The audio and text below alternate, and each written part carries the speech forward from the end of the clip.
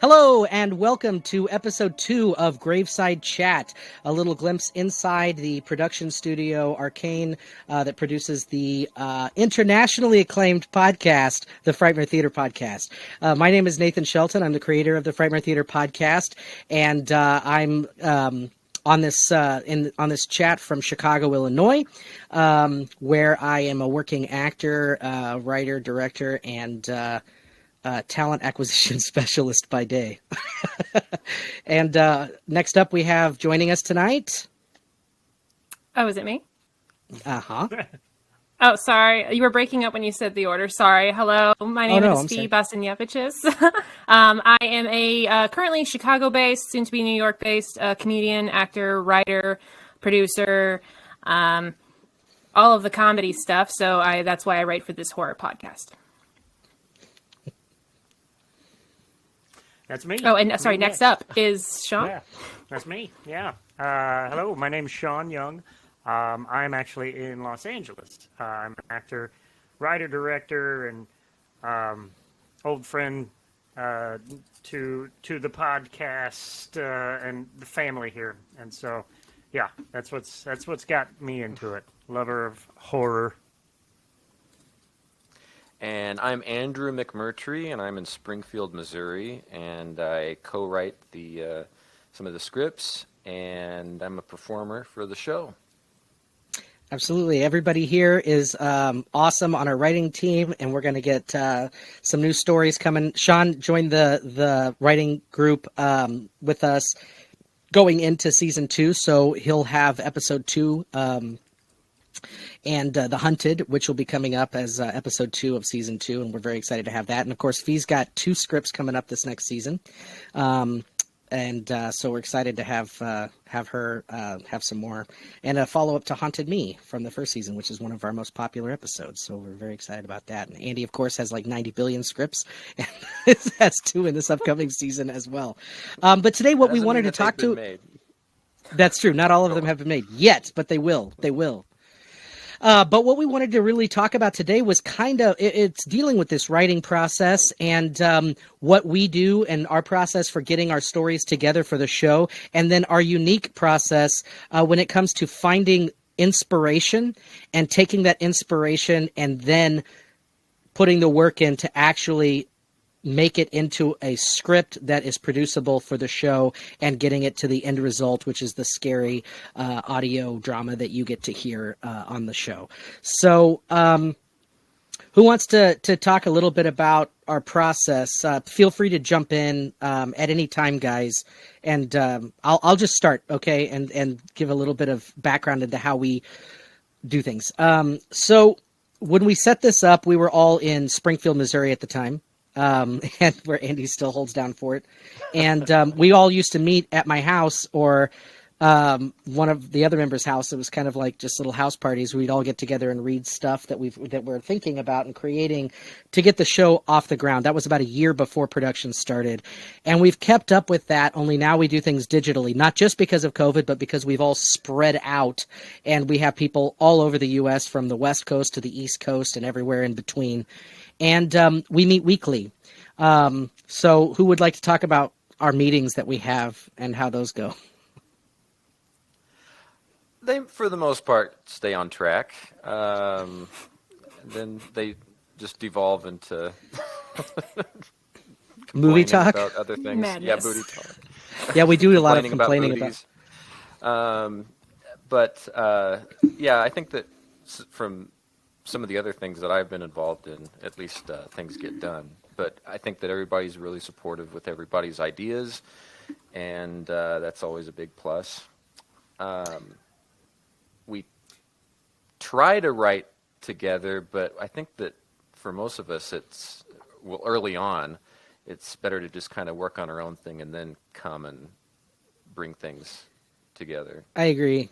Yeah, it's not like a typical like TV show where you have a writer's room that everybody's working together on one script, or you have like 2 writers going together. Like sometimes we do a little bit more collaboration outside of the group. Like for instance, this season, we have an overall arcing plot with the Frightmare Theater team wraparounds, like the opening and closing the horror host segments with Dr. Necropolis and those guys.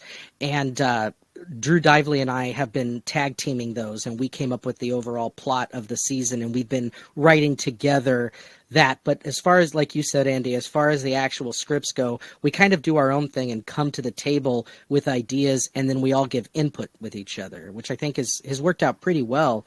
And like you said too, we try to foster this sense of love and community, and that everybody's in it to support each other. So all of our critiques, all of our questions that we have, it's never to tear anybody down or be like, oh, I could do that better. We really value the different voices that we have. So I'm interested to hear Fee and Shawn both, because you're newer to the team than Andy and I, in the sense of coming in over this last year. Really, how's it been for you, and what have you guys found the process to be like personally? Oh, you go ahead, Shawn. You go first. Okay. Well, for me, coming into it was it was a lot of fun. I was very excited about it because you guys had already started the season, and so I think I heard the very first episode, and I called you to tell you how much I loved it, and that I don't know that if I asked to be a part of it, or if I said, hey, if you need anything at all, and you're like, hey, you want to write something? Actually, no, you didn't ask. You were very humble, but we wanted you, and I asked you, and you were like, absolutely, of course I will. Sure. Let me think about it. Okay, yeah, I will. Well, you were busy out there in LA, so you weren't with us in Springfield when we put the whole thing together. Just like Fee, she was here in Chicago already, so didn't get in on the ground floor because you just weren't around it. And oh my God, it was talk about grassroots, right, Andy? Like putting this thing together. So, yeah. Nice. Well, yeah, I mean, coming in, you guys had done a lot of the groundwork and set it was a pretty good process, because once I started joining the Wednesday meetings and stuff, I didn't have anything written at the time, but then I just kind of threw myself into little ideas, and we'll talk about our writing process and everything here, but yeah, how you said we don't work together as much as we bring what we have to the table, and we do read-throughs almost every week if people have something ready or that needs read, and then we get feedback at the end of it, and then we take it away and we go, and it's a lot of working on your own. That way everybody can work at their own pace, which is definitely different for people, and all of us are busy doing other stuff, and so just and it always usually ends up with Nathan saying, so who has something for next week, and or where are we at with this, or where are we at with that, and we always know if we don't, then Andy's got a script that we can read. Exactly. Well, I'm tapped out. Go to the vault. We'll get one of Andy's. Yeah, absolutely. Fee, what about you? Well, I sort of, I think I'm in a similar boat. You and I were actually hanging out with our buddy, with Jimmers, and we actually were going to go see It too. And you were like, speaking of scary, did you want to write for this podcast? And I was like, cool. Yeah, I do comedy, so that fits. And then you were like, all right, here's your prompt. Just think of something scary, write something, whatever. And I was like, okay, cool. So I took half an hour, wrote up a really whatever the heck it was 10-minute script that we read in, I think, the first or second meeting I came to, because I had no idea really what to expect, and you're like, just right, bring something, whatever, it's a safe space, supportive room. I was like, okay, cool. So I brought it, got some feedback on it, and then it's just kind of been that same, from what I've gathered, kind of that same process just every week after week, which has been nice. Just someone bringing in something, everybody, a really safe space to share your work, to be vulnerable, to just allow yourself to hear it out loud and allow yourself to take notes. And the fact that I will commend everyone in this group, because everyone is so open to taking notes. No, there's no ego. There's no, no one's in their own way. And everyone is super respectful of the notes everyone gives, because they realize, like you said before, it's never any malice. Otherwise, why would we be here? That's silly. We only are thinking of the product at the end of the day. The podcast. How do we make the podcast better? And that's what's so absolutely great. It's been that way since day one, I've noticed. And so, yeah, I forgot the original question, but that's no. That's hard at work. That's right. I think that this whole thing was started to give us something to do that we could produce on a regular basis that wasn't going to break the bank, and give us that ability to stay creative and challenged, because none of us had written for radio before this. I don't think, Andy, you'd never written for radio, right? Before this? No. Yeah. And a lot of us have come from like film writing or TV writing or playwriting, or Heath with novel writing. And some of us didn't have very much writing under our belts at all. And we all come from various different levels of skill and levels of experience, and also different ideas of horror and different ideas of the genre. And I really loved, I mean, we're all friends. We were all friends before this too. And bringing together all these different creative people, it makes a production better to have as many voices in it as possible. And so we try to save, every season we try to give everybody at least one slot that they can have. We have including myself, I think we have 9 people in the writing team, and we've just added, we lost Nicole, who was with us the first season, because she also voices Agnes, and she's going to probably be coming back at some point. But as far as writing goes, she's just too busy with other productions. So we just got Brittany Greer coming in, which I'm super stoked about, and she'll be joining us starting in our next meeting. And she comes from the horror film world. She's obsessive about horror films. She loves slashers, which is, I think she's the only one out of us that really loves slashers. And so that's going to be interesting. But coming together and everybody with their unique voice and coming into it, trying to give everybody a script for the season, but then sometimes people can have more than one script in a season. Like this season, Andy and Fee both have 2 scripts in the season, and Fee's scripts, Andy's are very different as well.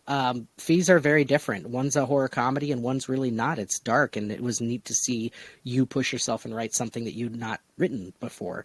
And that's our very first episode, To Catch a Demon, that is going to be coming up in season 2.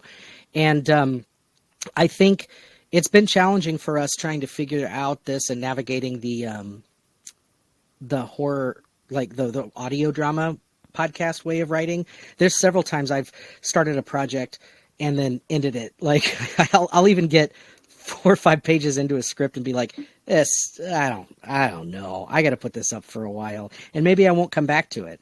Sometimes it's because I'm not into the story that I thought I was, or sometimes it's I don't think this is going to play for audio. And that happens because we're still figuring a lot of this out, and as we go, we just get stronger and we make each other stronger. So we're all learning from each other and growing, and it's just such a fun experience. My whole motto is do the kind of work you love with the people you love, and that's exactly what we're getting to do here. That's Arcane's, like, if I could like tattoo something on my back, I could, I guess I would tattoo that. But yeah, and what were you saying? A tramp stamp. Yeah, I want a tramp stamp that I'll says believe it when I do see the kind it. of work you love. Yeah. Actions speak louder than words, Nate. All right, I'll have Jimmy prison tattoo that on me here at the Thank you. Casa de Shelton. Yeah, so Prison Shelton. It looks like you're drinking a mason jar full of urine. It does look like that. It's actually just a tea. It's an herbal tea. For 10 years. Yeah, well, it feels like it during COVID. Although, if I was in captivity, I'd probably be a hell of a lot thinner than I am. I've gone the other direction. Putting on all that COVID weight, probably put on like 40 pounds. But anyway, enough about my weight. So when we're talking about like bringing stories to the table, I want to talk about the inspiration, where we come up with our ideas, because I really doubt it's, hey, you need to come up with a story idea, go do it, and then you just go, monsters, and then just start writing. It just doesn't happen that way. Sometimes like that, yeah. Well, you do have the most stories. I just put at the top of the page, monsters, and then it just happens. All right, so where do we get ideas from? Where? Let's hear from you, Andy. Where do you get ideas from? What speaks to you? Your style of writing is different than, everybody's style of writing is unique to them. But your style of writing is very unique in that you tend to the stories that you brought to the table, there's this great reverence for Gothic literature, older story, like I would say old timey, but like classic stories, and even your stories that are original. Like you have an episode coming up this next season, Song of the Siren, which has this wonderful, almost Dark Shadows-y feel about it, or Night Gallery episode feel about it, and I love it. And you, that seems like your aesthetic, but you break out of it every once in a while too. But so talk to me, talk to us. Well, What probably is your, because I watch a lot of Dark Shadows and Night Gallery and Twilight Zone, and I've watched that from when I was very young, so it's already imbued in me. So that's just part of the style that I gravitate to. But it's probably because I don't see really a classic style of performance or television or film anymore. So I think that a lot of it tends to, of today's short stories or films, gravitate more towards naturalistic acting. But I, and you do too, appreciate a more theatrical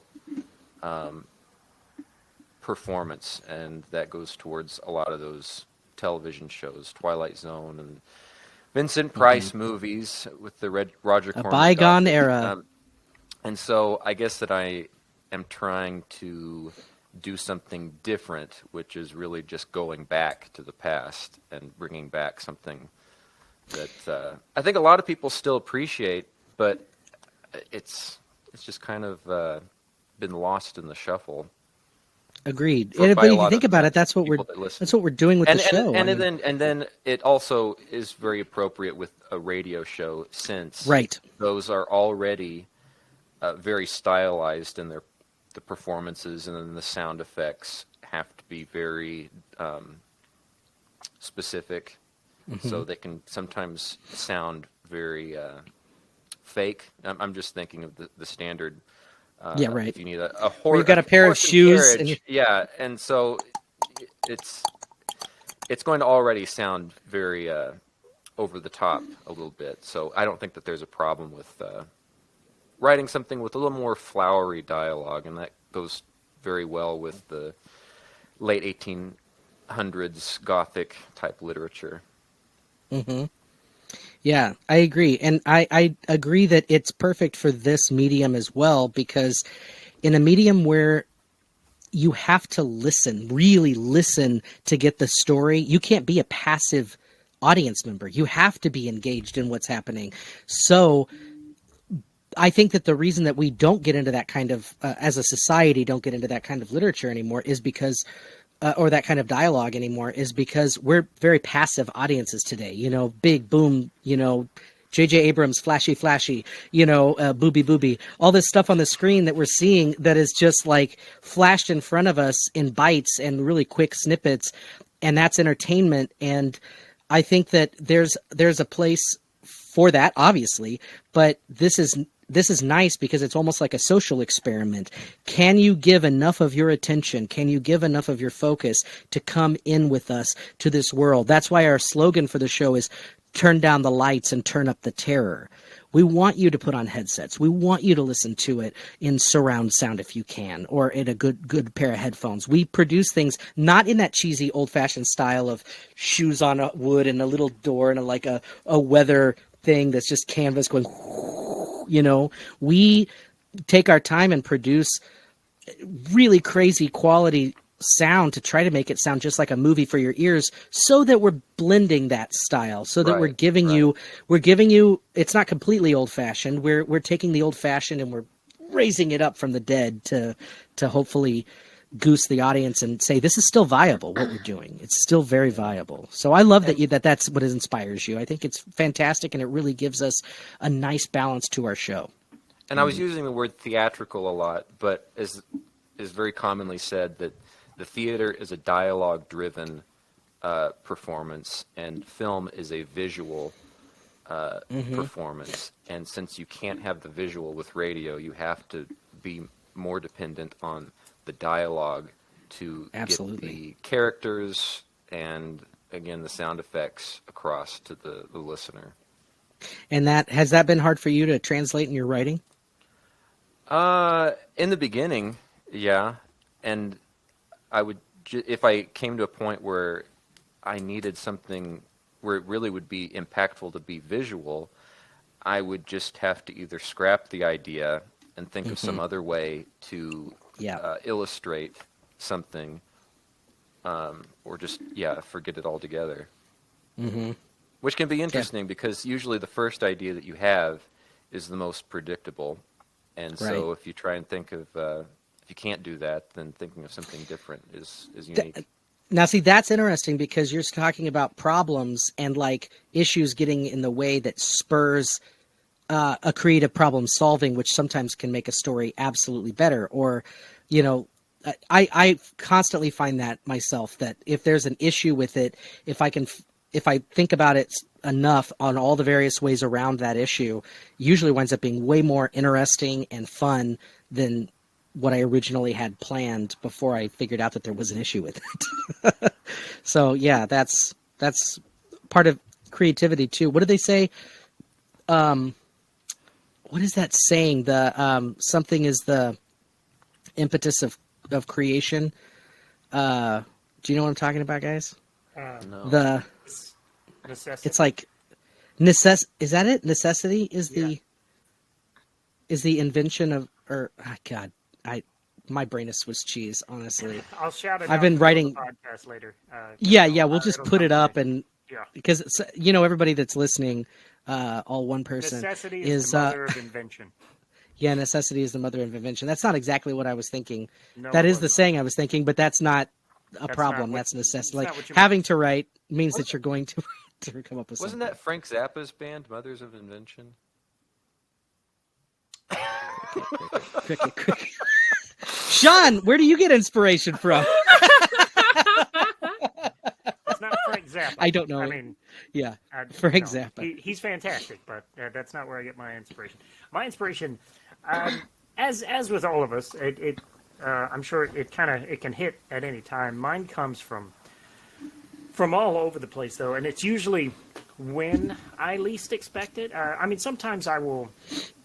I did a lot of short story writing for a long time, just to get the creativity stuff out, and I had a book of short stories, and I would read those, and it was a collection of Stephen King and just a bunch of other writers, and I would read one, and I would just kind of do a little writing exercise, and I would go off of that, and sometimes they would inspire me in the fact that sometimes it would just simply be a line of dialogue within an entire story, or the story would be going along, and I think I'd know where it was going, and then it would go another way. And this happens with television shows with me too, or movies or anything like that.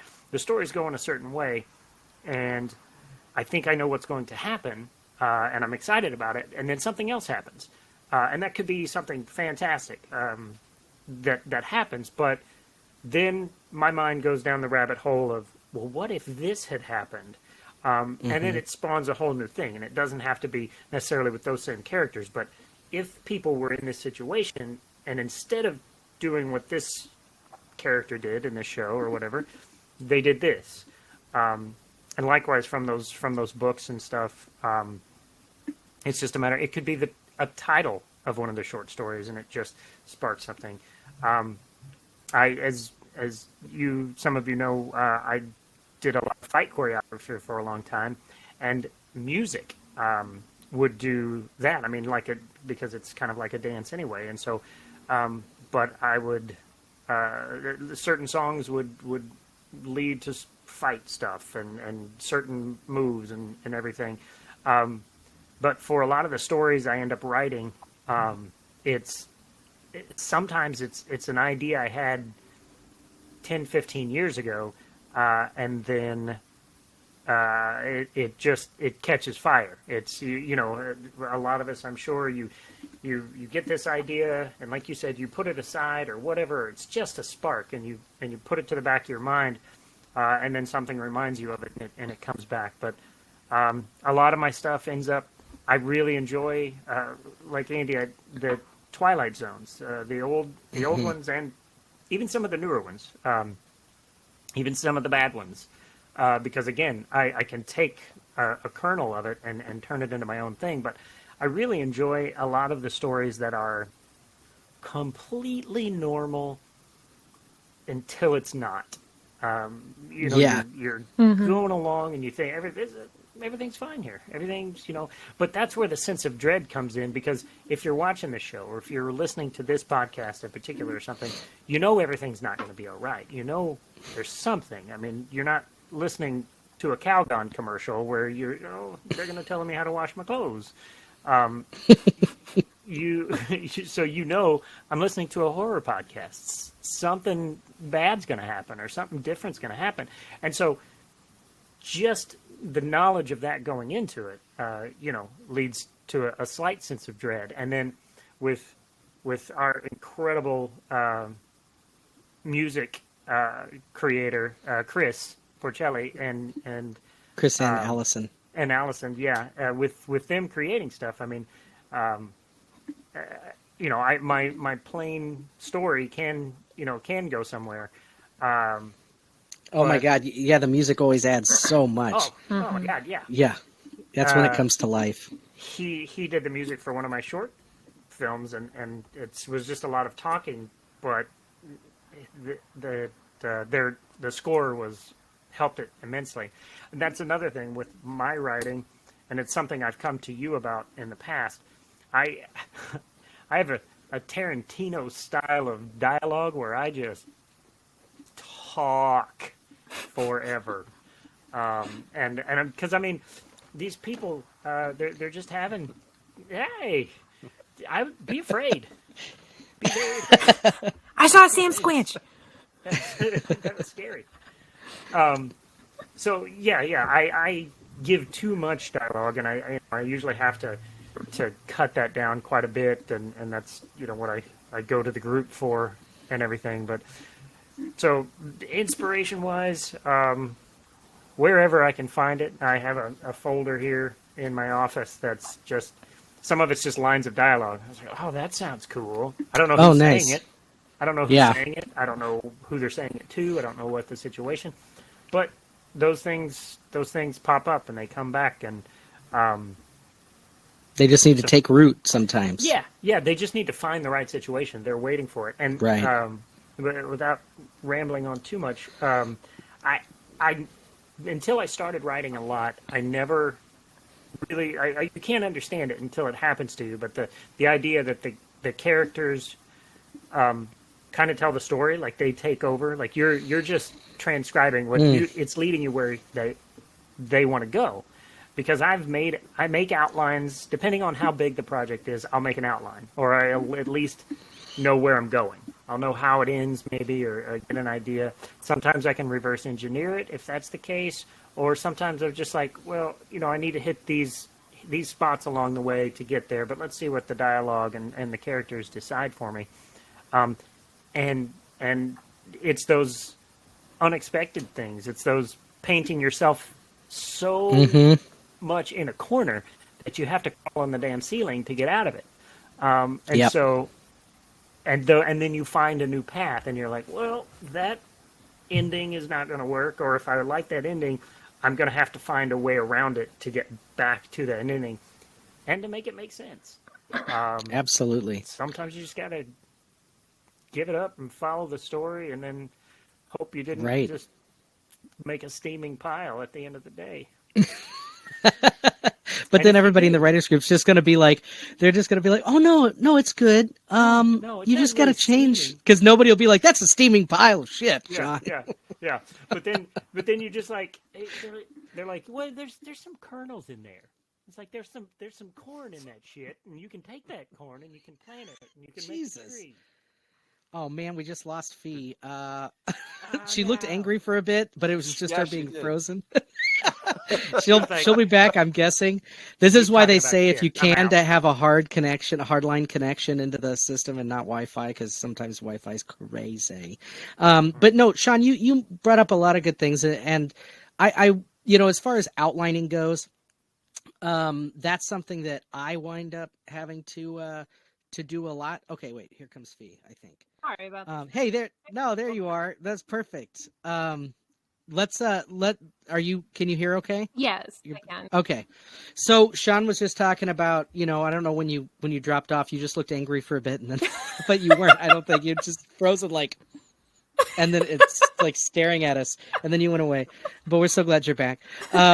So Shawn was talking about outlining and then like taking the story in a different direction. So Fee, where do you find inspiration? And then once you do find inspiration, what is your process? Well, I always get my inspiration from comedy. Like I was raised like on comedy. I that's kind of how I approach horror, like with Frightmare, with pretty much everything, unknowingly sort of. Like, cause when I was little, my mom wouldn't let me watch scary movies at all. She would only let me watch the classics like Werewolf, like the Wolfman or the Frankenstein, Bela Lugosi's Dracula, those. And they scared the crap out of me. But then I would watch the Bud Abbott and Lou Costello meet Frankenstein or Bud Abbott and Lou Costello meet the Wolfman. And suddenly I stopped having nightmares about those movies because Bud Abbott and Lou Costello did what was it, Van Helsing couldn't or whatever. And they totally disarmed those scary things for me. So that's always the direction I always go with comedy. And what I love about comedy is my favorite type of comedy is dark humor. So even the kind of comedy I write still has dark elements to it as well. And the reason being is because I always love the twist, like what's the surprise, right? And that's usually like what the punchline is. But I also love applying that to Frightmare, which is why I like to do comedy through like the Haunted Me series. And then I guess in terms of inspiration for other stories, it's mostly... I'm sorry? Yeah, like stories that aren't comedies, because you have written one that's a very great episode that's kicking off season 2. So yeah, talk about that a little bit. Like, where'd you get the inspiration for that? That one actually came from one of the writing prompts, I believe, one that we got from our writers retreat. It was I got a bunch of it was one of the prompts we had when we were there. I think might have been one of the ones Nicole gave us, maybe. I don't remember. But I do remember just at one point writing vampire nuns and then just going off of that. Music is also a big inspiration to me as well. Like Sadie and the Stark, for example, I listen to her music a lot for the Haunted Me episodes. For the To Catch a Demon episode, I was listening to more like choral, like Gothic church music, just to kind of get, inspiration for like that time period. So just letting that kind of evolve and being like starting from an idea and then going from there, I'm like, okay, then how did we get here? And I think after Vampire Nuns, I also had an idea where it was like 2 people wake up in a cell, 1 person's a prisoner. And just going off of that idea. And then realizing, what if I combine these 2? And I don't want to give away too much of the episode. But just kind of asking, okay, so then if this is where we are, then how did we get there? Okay, then how did we get there? And kind of working my way backwards. And then just asking the whys and picking character apart. And then, allowing music to help with them. And then asking, how can I misdirect the audience as much as possible? Definitely. Well, that's always the key, is how do we misdirect them? Red herrings, anyone. But horror and comedy go hand in hand, I think. Always have. I mean, because horror is always about the building and the releasing of tension and, that suspense that builds and that sense of dread. If you have it from the very get-go and it never ends, then there's no build. It's like you're slapped in the face with it. And depending on what kind of story you're writing, you need to have more tension or more dread. A well-placed bit of comedy within a script is a great way to release some of that tension and then smack them. It's like a 1-2 punch, And so I've always been a fan of horror comedies.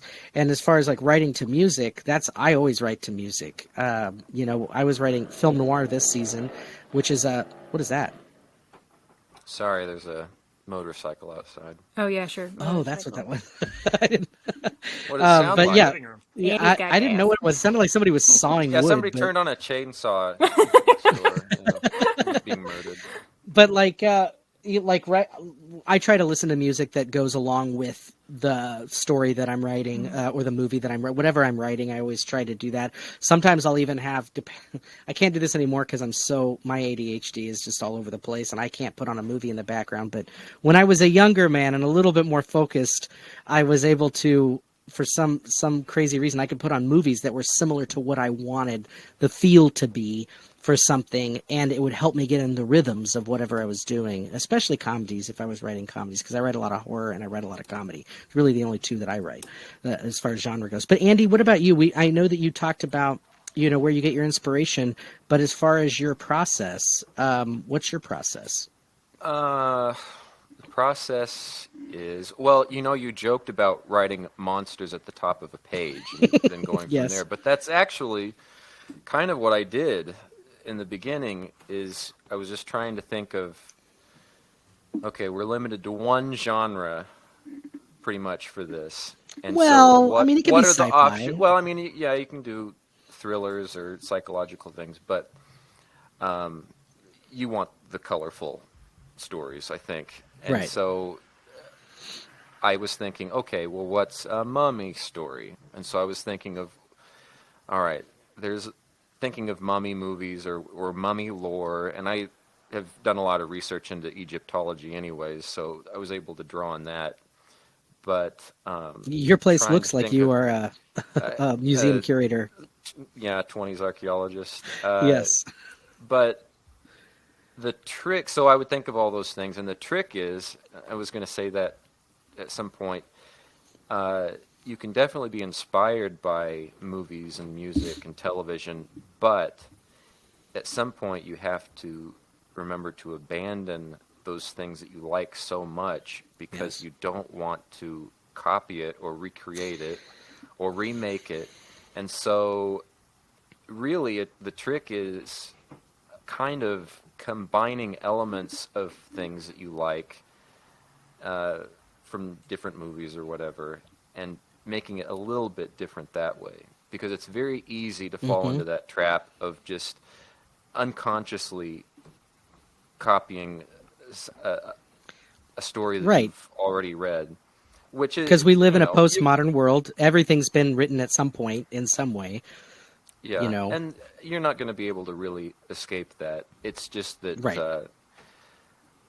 I think a lot of people like to use the word homage, or it's pastiche of something that they like, and so Esque. they feel like, yeah, and so they feel like they can get away with it when really they're just fulfilling some child fantasy of wishing that they had made this movie that they liked when they were 8 years old, and so this kind of Monster Squad. makes them feel satisfied. But I wish I made that movie. I wish I What? made Monster Squad. I just wish I made oh, Monster Monster Squad. Squad, yeah. That's it. I just wish I made And Monster so, Squad. and you can just don't remake Monster Squad. And that's a common critique of movies now, is that it's very easy to remake things, but you can do something very similar to it in Right. tone. But just Yeah. think of a different title, different characters, try and think of a different plot and premise, location, Soundscape. soundscape. Yeah, try to come up with a whole different soundscape. Don't make it sound the Yeah, exact same. yeah. And maybe one of the things that I found that I do is I'll usually set a lot of them in the past, and at least the style of the period is different. And I don't know, I can't think of anything specific that maybe is a modern movie and thought, well, I'll just set it in the It's like taking 1920s. Shakespeare and putting it in the Different. 50s and being Yeah, like, and so I think- we're being innovative.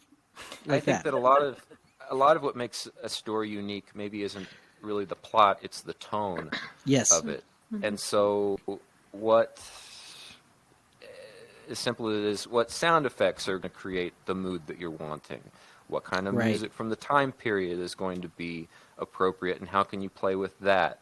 And again, going back to how did people speak at that time, and so what is the dialogue going to sound like, which can really change a lot.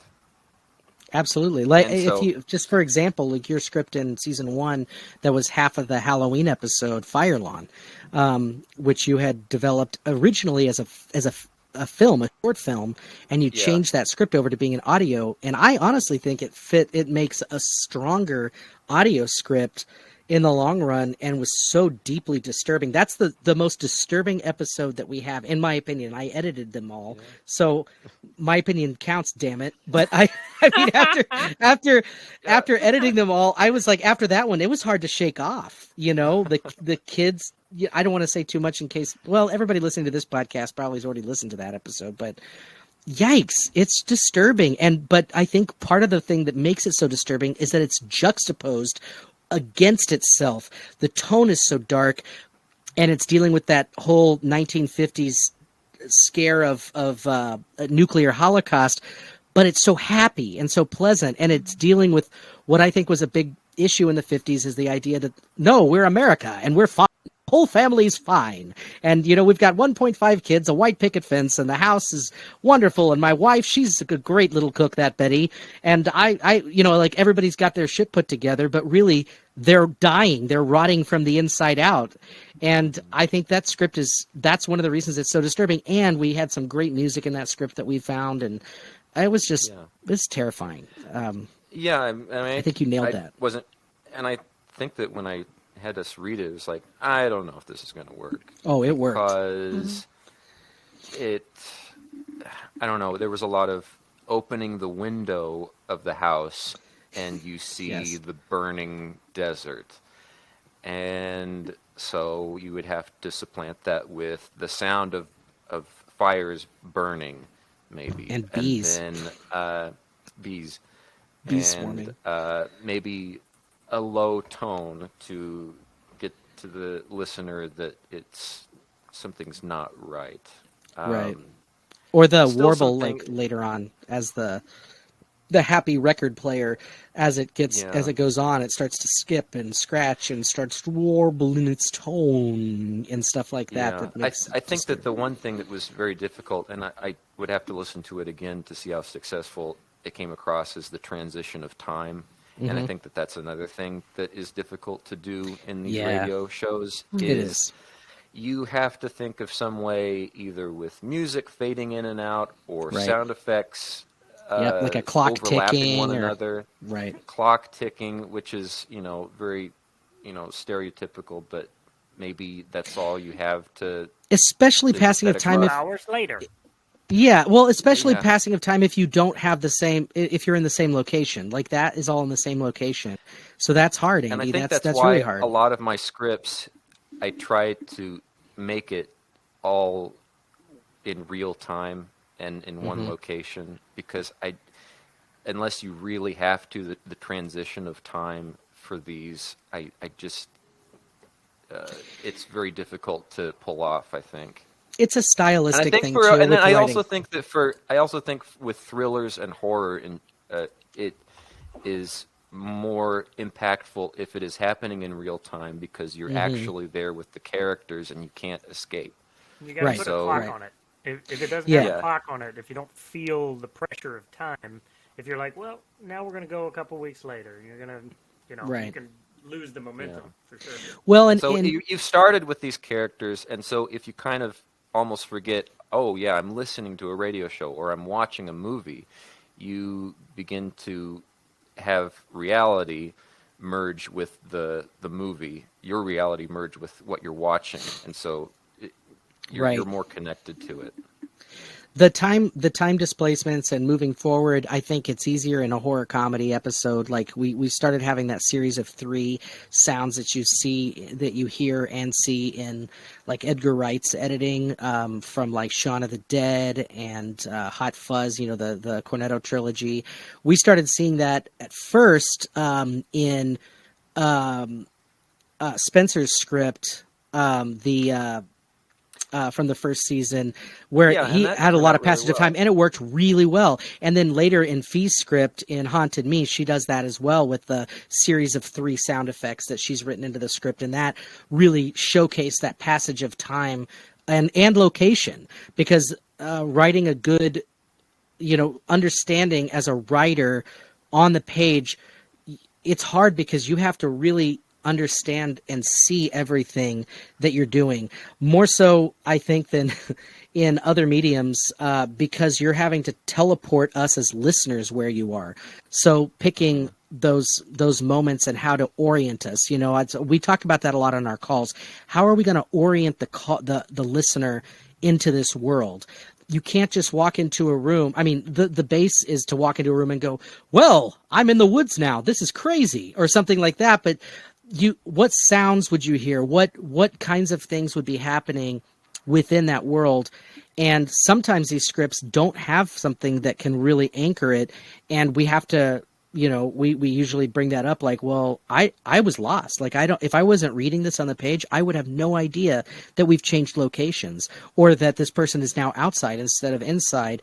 And it's, obviously we can add those in later, but sometimes, if you're just in another room, how do you make that sound? How does a different room sound different?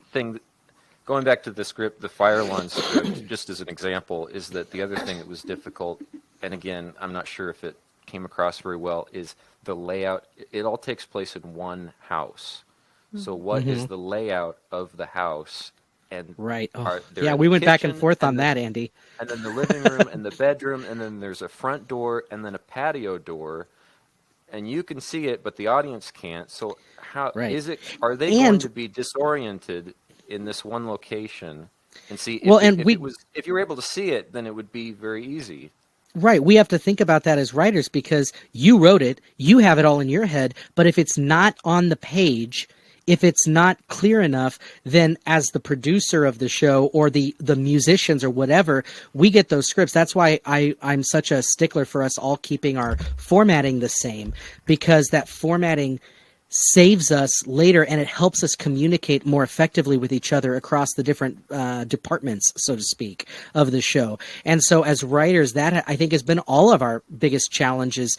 How can I make what I see what the reader and the audience sees? Because we've got two people we have to communicate with. We have to communicate with the producers of the show, who are going to make all the sounds and make it sound exactly how I want it to sound as a writer.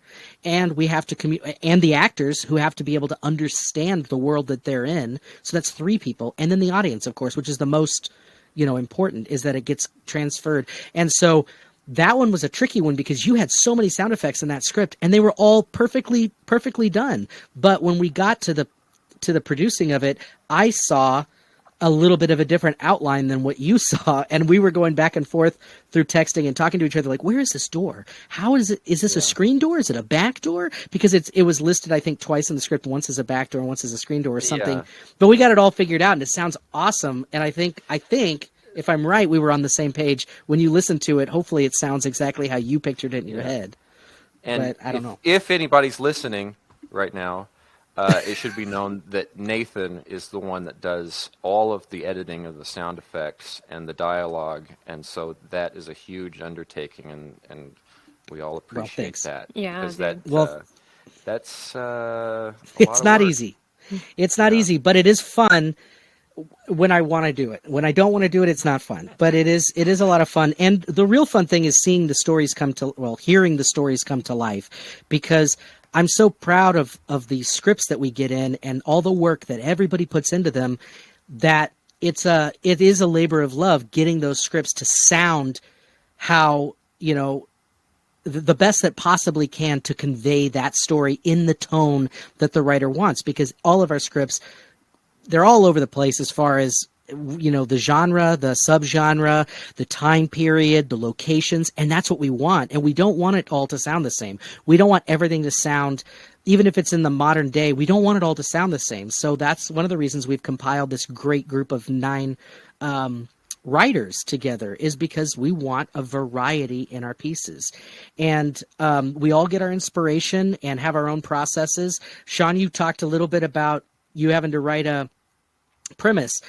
I have to do that too. When I was studying for a screenwriting certificate in college, we were doing a genre class where we would take a genre and we would have to come up with every week at one point we were having to do a different one and in a different genre. And so you're coming up with, story premise, a plot outline, a basic overall plot log line for your script, the main protagonist, supplementary characters and the main antagonist. And I do that every single time now, because for these, sometimes I'll pick up a script idea and I get bogged down with producing or whatever. I can't finish it, but I know I have that going for me. And I get ideas all the time. I'll be watching something, like watching an alien abduction documentary or something, or I'll be watching a movie and some part of the movie is like, ooh, I want to write a script about grave robbers. And then Andy's like, I've already written one. And I'm like, fuck you, Andy. But like because we were doing that for a while. I want to write a mummy script. I have one of those too. Yeah, stop right there, sir. But I get ideas all over the place, and sometimes, like right before I'm going to sleep, a line, like you said, Shawn, will come into my head, and I'm like, ooh, that's good. And so I dictate to my phone. Sometimes I'm like, so there's this guy, and he's going into the dentist's office because... And the dentist thinks that he's a murderer, but he's not a murderer. But we don't know that, and the dentist winds up killing him, or whatever. And then I'll do that, and then I go back to it later, and I'm like, what the hell was I thinking? Most of the time, but some of them are really good, and they wind up being stories later. Or I sit and I type it out, and I've got a whole thread in my notes of story ideas for Frightmare Theater. I have a board that I keep up here on my desk right in front of me that has novel ideas, TV show ideas, movie ideas, web series ideas, all different kinds of things.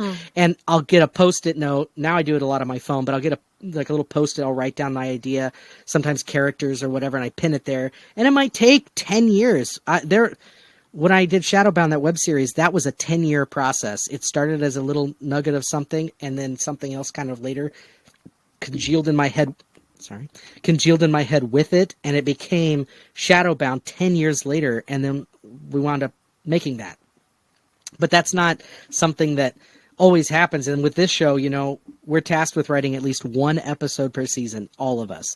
And I try to at least have a few on the back burner just in case, but it is hard because of production on the show. But like with...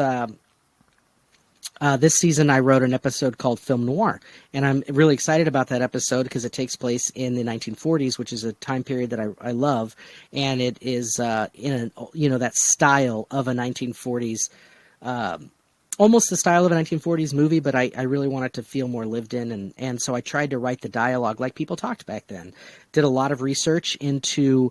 I love research, which is bringing me to our next topic. But I really love the research aspect of storytelling. So before I write a script, whatever I do, I'm always looking up how to enhance that script with things like, even urban legends from an area or whatever. The first episode of our show is The Lost, and it's a combination of multiple real urban legends and cases of missing people in certain parts of our country. And I got the idea originally from watching a documentary, The Missing 411 with David Paulides documentary. And that inspired me, and then it kept eating away at me, and I created my own story based on that.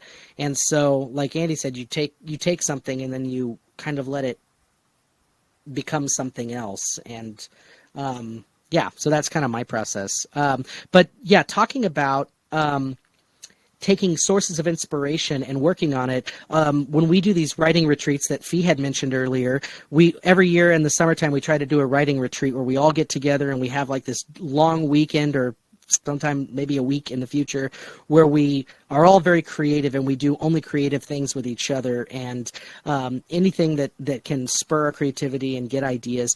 And we do these writing prompts, and Andy was good enough to find several to choose from, and we wound up choosing a writing prompt, which was an article from, I found the article. Andy had come up with this great Wikipedia thing, but this article from Smithsonian Magazine on the abandoned ship, the Mary Celeste.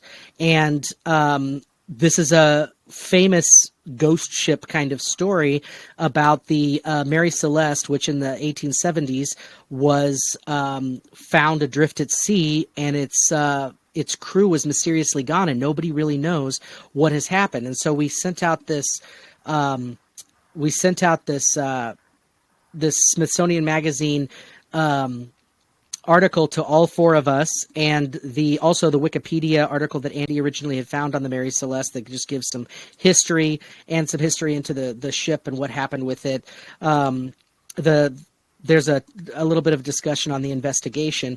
And so what I wanted us to do for this episode is just all talk a little bit about what we took from that and where we are with a concept for a Frightmare story based on that. So let's just kind of talk about where we are with what we've got based on this one article that we all shared. So, Fee, let's start with you. Well, so I read the article. I did some further research. I read over the Wikipedia page. I watched a couple, and I wasn't really feeling anything yet.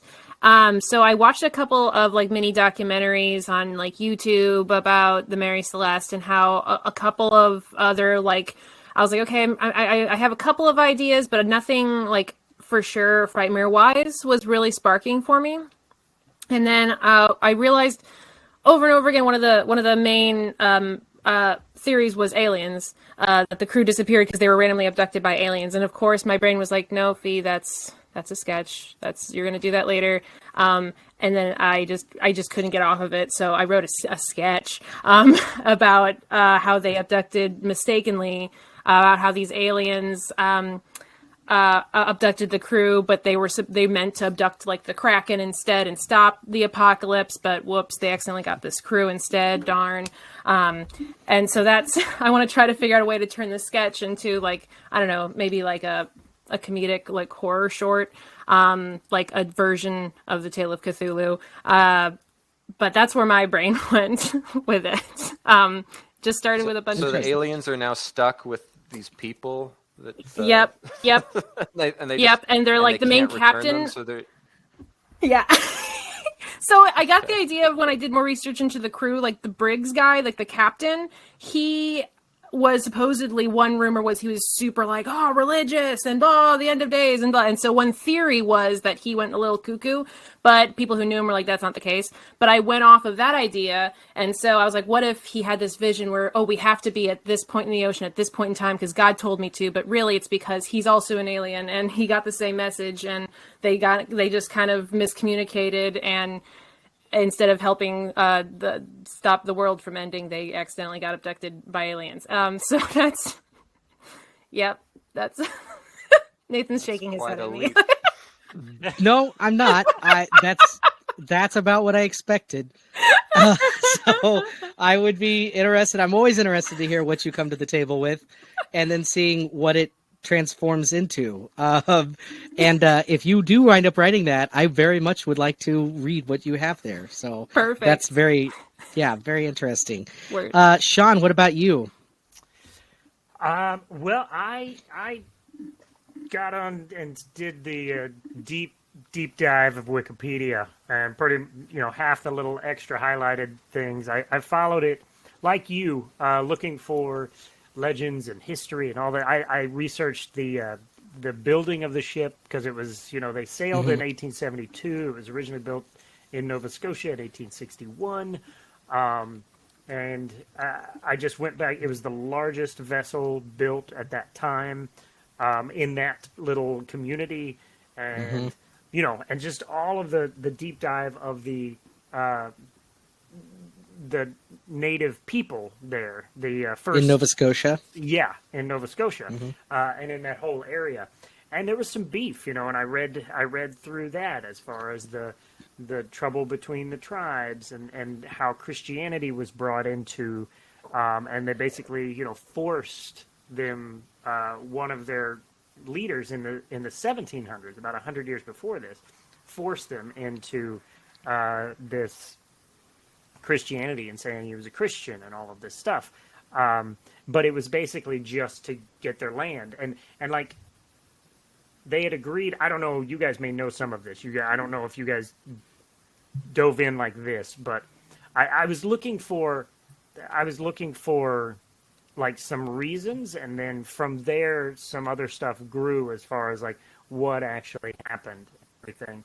And in all of my research into the first people, That's how they phrased it. The first people, none of them talked about aliens, but I could be wrong. No, they they basically, in all of that, they had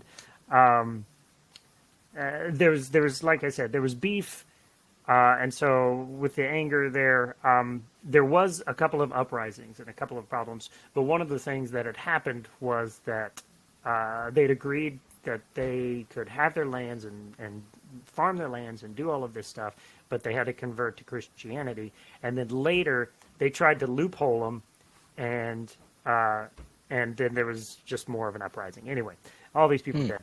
One of the other things I did, and I've got all of it like written down, I went through and I wrote down every captain, because it seemed as if the ship was cursed. I wrote down every captain, the ones that died. The original captain died on the maiden voyage, actually before it was even launched. Anyway, I found out the full number of people that had died, and I tried to make a correlation with something that had happened in the past, matching up. But ultimately, the story that I've come up with, his Briggs's daughter was on the ship as well. Right. She's one of the ones that disappeared. And his wife. And his wife. His son, they left behind. Yep. He was in school. Left him. Right. Yeah. Yep. Left him with grandma. And so they were gonna be back. And anyway, so how I have it is the fact that there was a curse on the ship. So there was because a strange illness is the way the first one passed away and stuff like that. So basically, I went down, and it was one of the crewmen, and the characters, you were like, what characters? That the crewman, I think it was the steward, Edward Head. I had him. I created a little bit, of course, taking my liberties. Basically, I had him. I'm giving up a little secrets, but I don't know that this would make it all the way.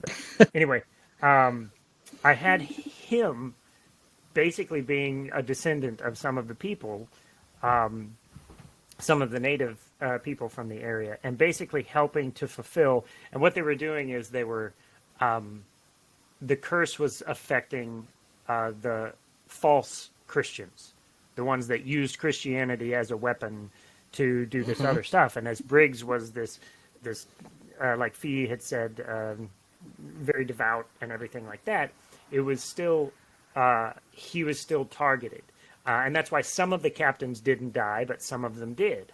And then the final captain ran the ship aground because he was trying to get he was trying to get insurance fraud. Yeah, he's trying to get insurance money. They put a bunch of cheap product on there, crashed it, had it insured for much more than it was worth.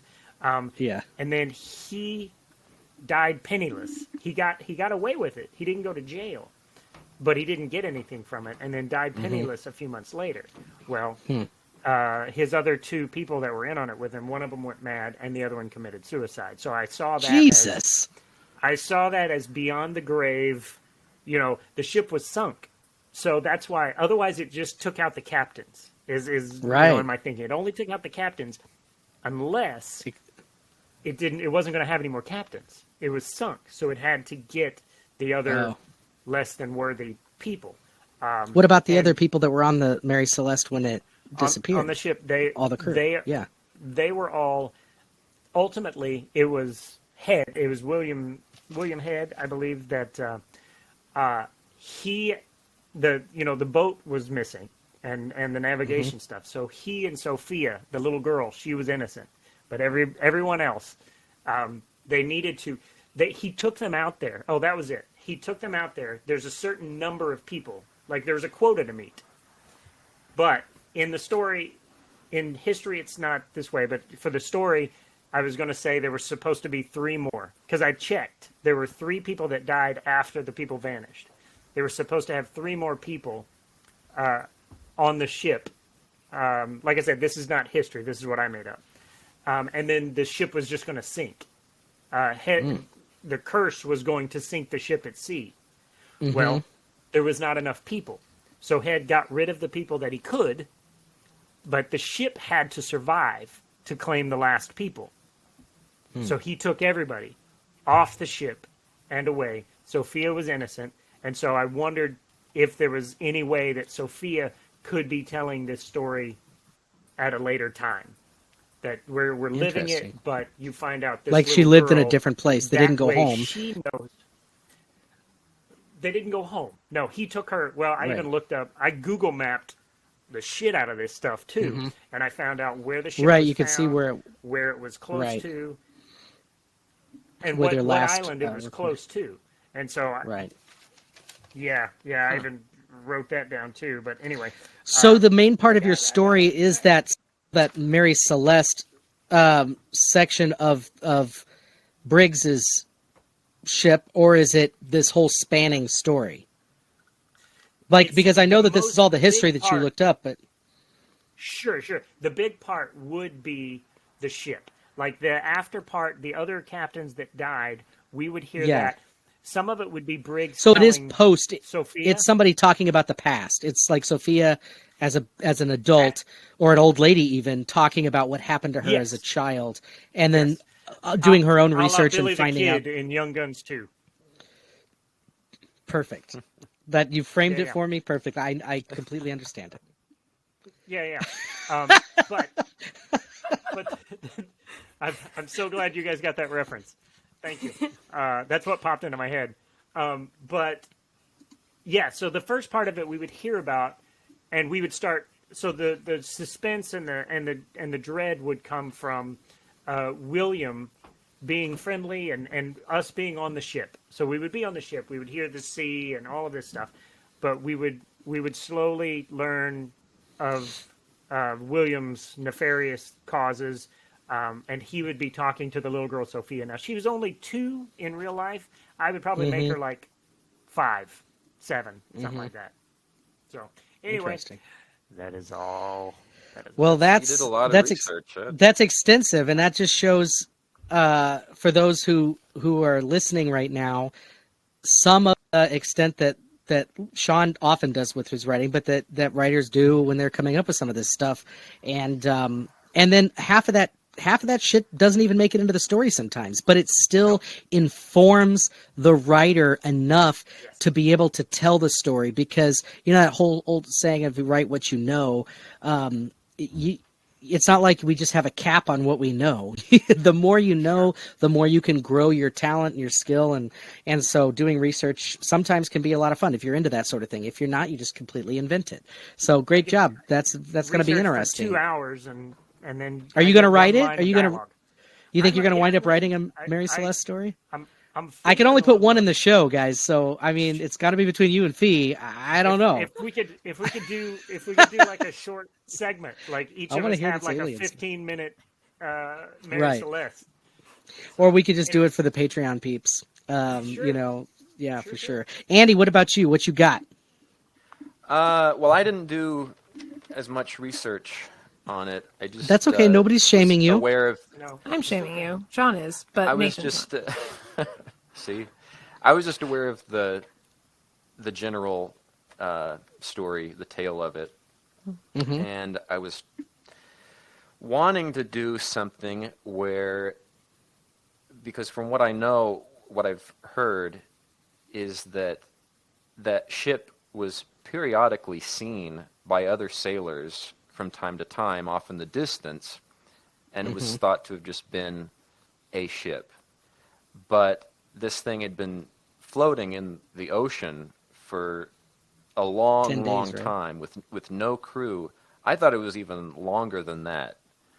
And I think it's actually 10 days in the true story. It's in the story. story. Yeah, it drifted pretty far off where it was originally on course. And so people would think that it was a ghost ship. So the thing I wanted to go with, but I didn't, was that another crew gets close enough to the ship and they get aboard and they're investigating what had happened. But I didn't want to do that because there is a movie that just came out last year or 2 years ago, and it's about I think it's people that survived a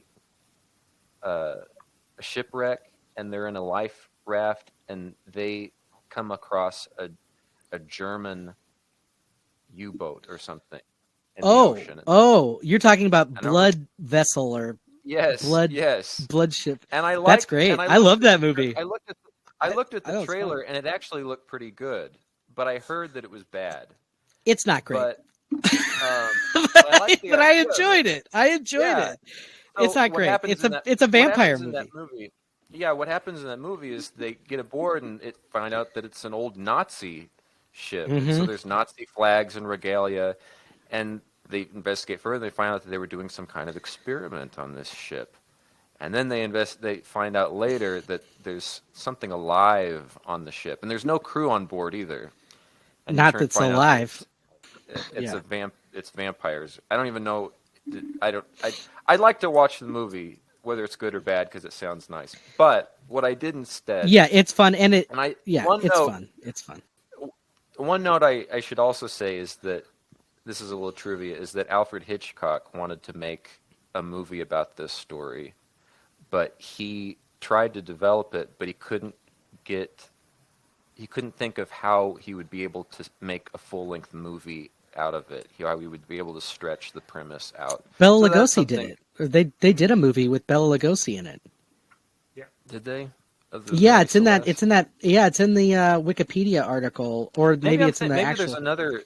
I can't remember. There's The Merry Deer. There might have been a movie based on that. But Arthur Conan Doyle wrote in 1884. He wrote a short story based on it. But it was a capture of the story based on the case posited a capture by a vengeful ex-slave. And in 1935, there was a movie that featured Bela Lugosi as a homicidal sailor. Those were both made about this, And Conan Doyle changed the name and called it the Marie Celeste, which screwed it up for a lot of people. Thought it was the Marie Celeste for years because of Sir Arthur Conan Doyle.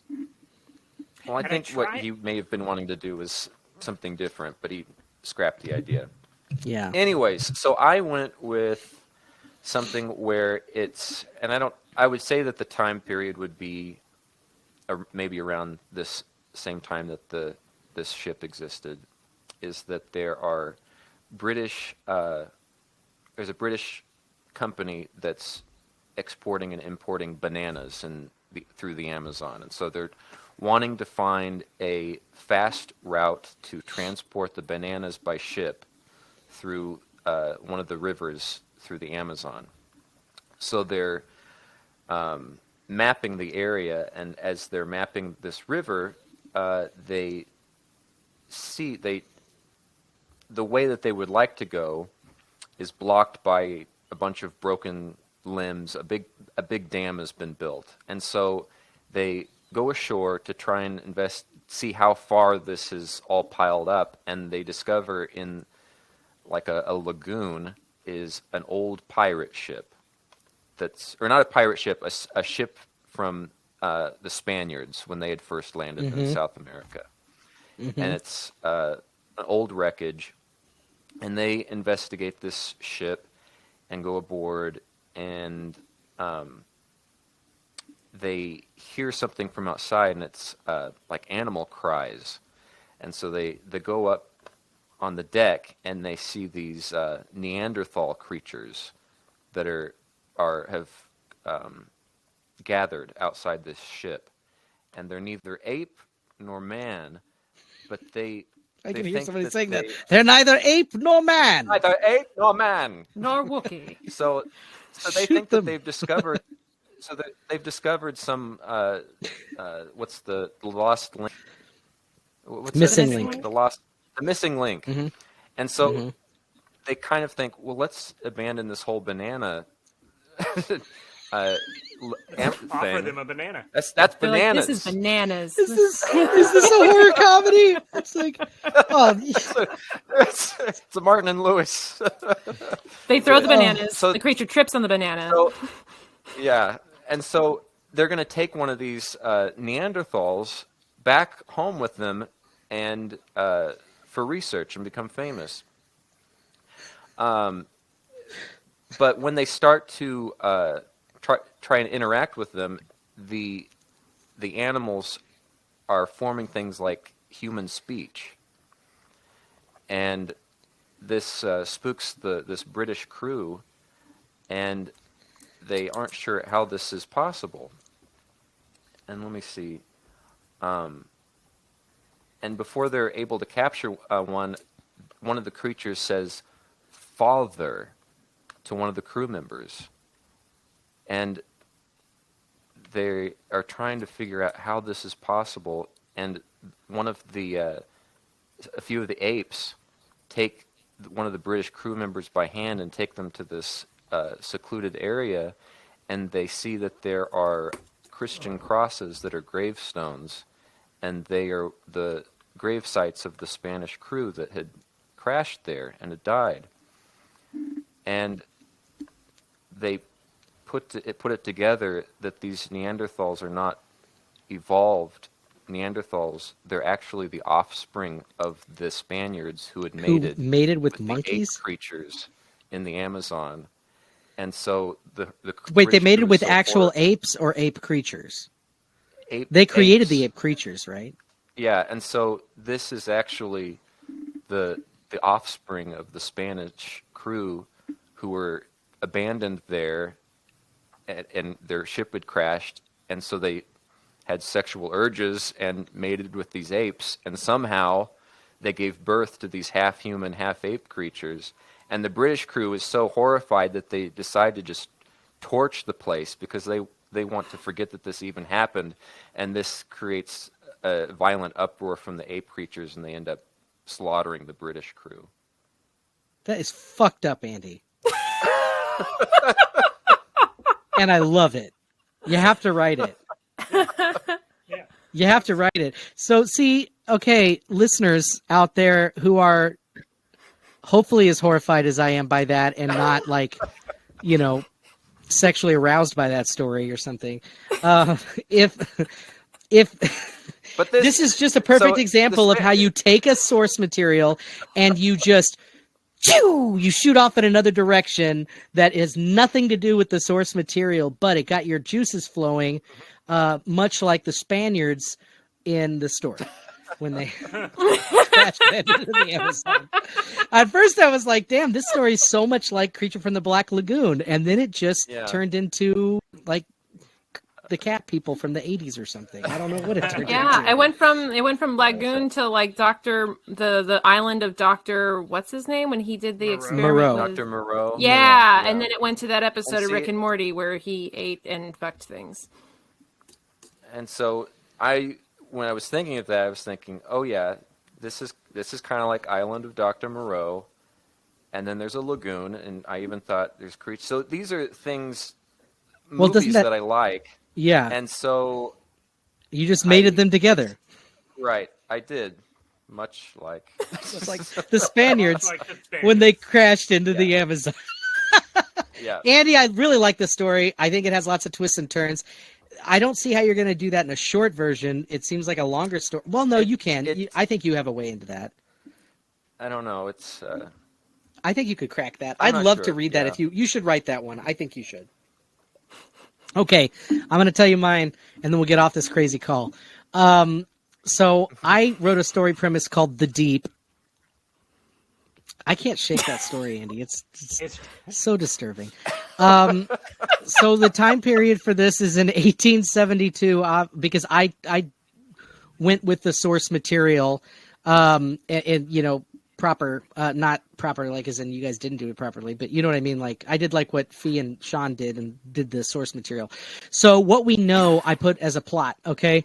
So what we know, the ship began its fateful voyage on November 7th, 1872, sailing with 7 crewmen and Captain Benjamin Spooner Briggs, his wife Sarah, and the couple's 2-year-old daughter Sophia.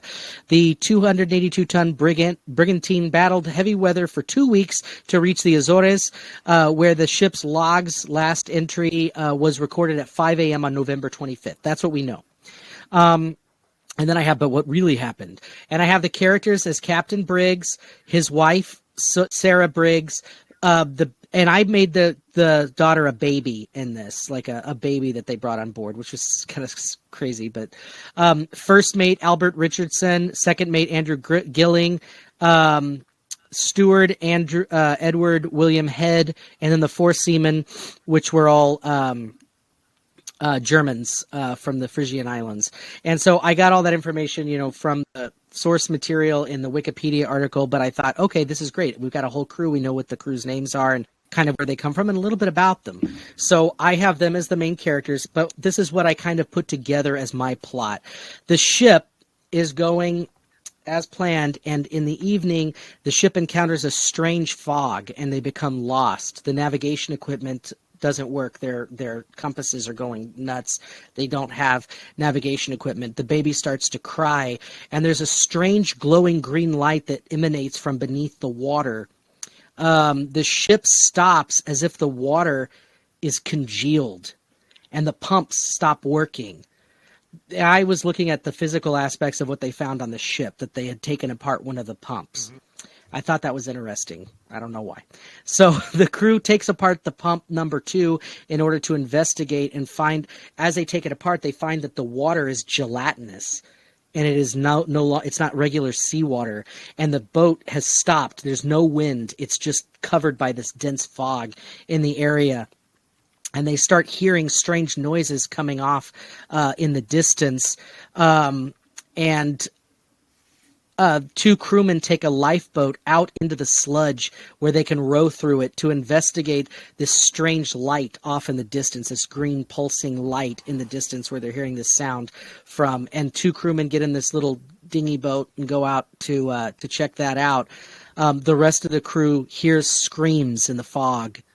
The boat returns, but only with 1 crew member, and he's acting very strangely. They pull him up on board, and they start trying to check him out. His eyes have a greenish glow about them, and basically he starts to infect the rest of the crew, who all begin to say that they want the child. Give us the innocent, give us the innocent, they keep saying, and they're trying to get the baby.